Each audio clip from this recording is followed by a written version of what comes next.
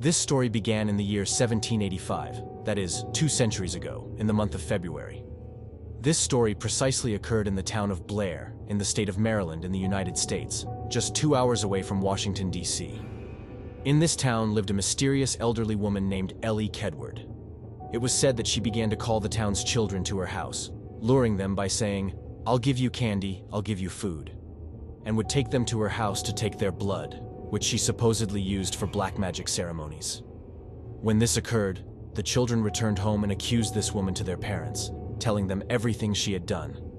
So the parents went to this woman's house and began to accuse her of witchcraft. They had a very quick trial where everyone agreed and labeled her as a witch, a prostitute, and a Catholic. At this time, this town was Protestant, so being Catholic was also considered the worst thing that could happen to them. They decided to exile her. It is said that they tied her to a cart and abandoned her in the depths of a forest called Black Hills during a very harsh winter, so it was said that she died that winter. However, there is another, darker version where they say they tied her to a cart, then took her deep into the forest, took her out, tied her to a tree, and began to abuse her as in many occasions. They even began to cut her body and hands in such a way that they cut her so much that she began to bleed and forced her to mark the trees with her own blood. Afterward, they unleashed dogs on her to eat her and kill her completely. It is said that even then they did not completely kill her, so they hanged her from a tree and left her there until she bled out and died. This is the darkest version, although the official version is that she died from the winter cold. After all this, the inhabitants assumed that the woman had died from the cold and her body was left in the forest, never to be seen again. However, this was only the beginning of what would start to happen in the town. It is said that in the year 1786, in the month of November, there was the first snowfall of winter, and that night the governor's daughter disappeared. It should be noted that the governor was the one who condemned the woman Ellie. A week later, he also disappeared, and by the end of that winter, practically half of the town's children had vanished. All the people who had been part of this woman's exile had disappeared as well, obviously suspecting the witch Ellie Kedward. The entire town panicked and decided to abandon it forever, leaving it completely deserted. They were very afraid because people had disappeared and they could continue to disappear, so they simply left, condemning it as a cursed town. In the year 1809, a somewhat secret book called The Blair Witch Cult was published, which precisely narrated the story of a village cursed by a witch. However, at the end of the book, all the villagers gave the witch a house and managed to capture and burn her at the stake. In 1824, almost 40 years after all this had occurred, a town was founded exactly where Blair used to be. The town was called Burkittsville, and its founders had never known the history behind the land they were now inhabiting. The following year, very strange things began to happen in this town. Many of the townspeople began to say that in the lake they had seen a white and pale hand, a thin profile of a woman disappearing into the water. When the police went to investigate what had occurred, they discovered that a 10-year-old girl had drowned there. They never found her body, but curiously, after this incident, the water was never potable again. For some reason, it had lost the purity it had always had, as if some kind of algae or rot had begun to form in the water, which was very strange. In 1866, an 8-year-old girl disappeared from the town, so they sent several rescue groups to find her. However, the girl returned home several days later by her own means, not by the rescuers.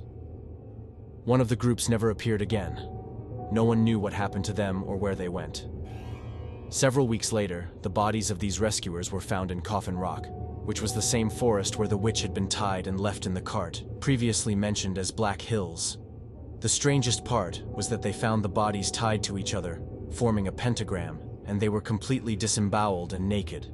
In the years 1940 and 1941, strange events began to occur again.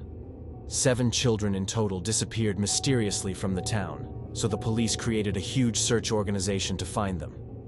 Rustin Parr, a hermit who lived in a cabin near the town, was arrested and implicated as the main suspect in the children's disappearance.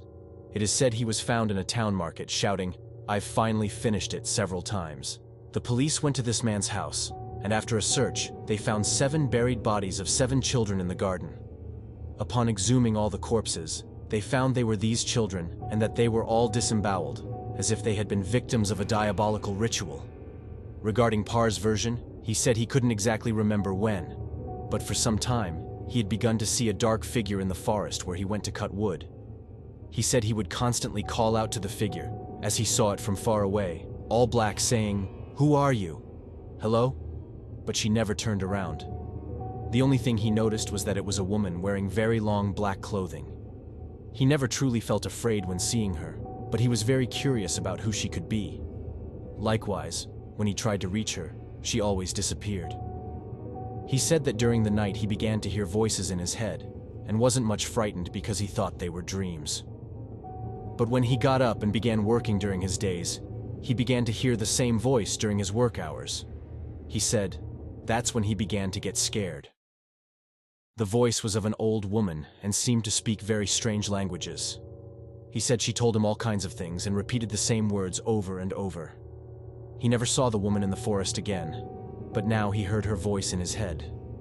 Almost a year after constantly hearing this voice in his head, he began to go mad, and the voice began to order him to do things he could not refuse, almost automatically. At first, these were very simple things like sleeping only in the basement for one night or going into the forest for a while, but they gradually became stranger. In November 1940, he said the voice ordered him to kidnap the first 2 children he saw walking around, and he said he could not resist and had to do it, as the voice ordered him things he couldn't avoid doing. That's when he began to kidnap several children and began to kill them, but one of them, named Brody, was left alive. Rustin forced Brody to stand in a corner while he watched him murder the other children. He said that after having killed the 7 children, he no longer heard the voice in his head, but he did see the presence of this woman in his house. He woke up and saw her far away in his room, very blurry. This woman now spoke to him directly, and he recognized it as the same voice in his head.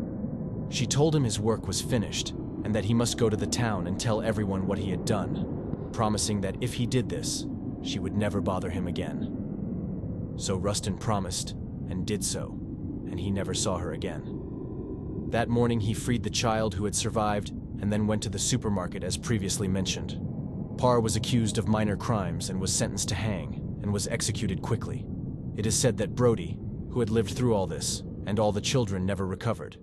So he lived from mental hospital to mental hospital until he died in 1971. He was even present at Parr's death, where he was publicly attacked. This legend reached its final chapter in the year 1994 with the events that inspired the Blair Witch Project movie.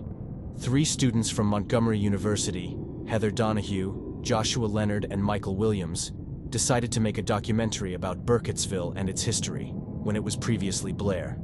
They went to the town, and after interviewing everyone, they reached the house of an elderly woman who was a bit crazy and had claimed to have seen the Blair Witch. This woman, named Mary Brown, told them she had seen her in the lake where inhabitants had previously seen a hand emerging from the water. According to her, the witch was a woman, but also had animal-like features and large amounts of hair on her arms and legs.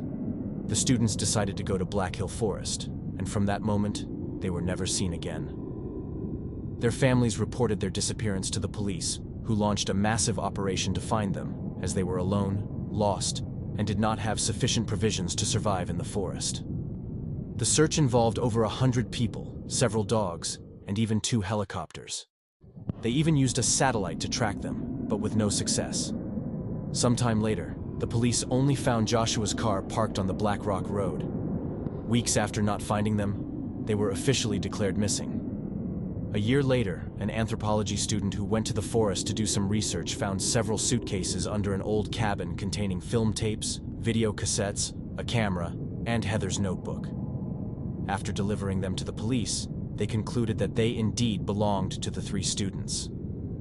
After many problems and paperwork, the parents managed to get the police to allow them to see the video fragments found in the tapes.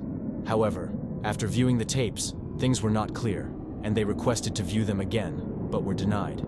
They said what they saw was inconclusive and gave no clues about the whereabouts of the young men.